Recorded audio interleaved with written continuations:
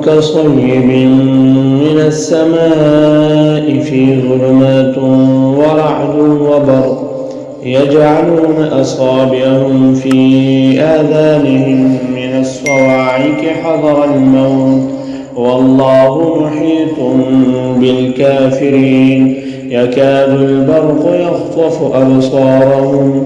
كلما أضاء لهم مشوا فيه وإذا أظلم عليهم قاموا ولو شاء الله لذهب بسمعهم وأبصارهم إن الله على كل شيء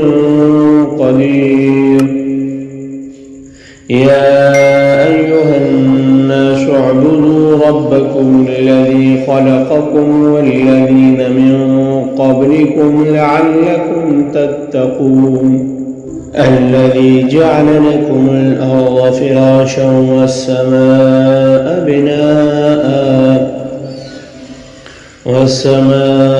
بناء وأنزل من السماء ماء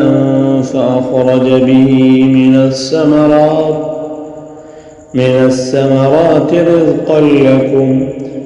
فلا تجعلوا لله أندادا وأنتم تعلمون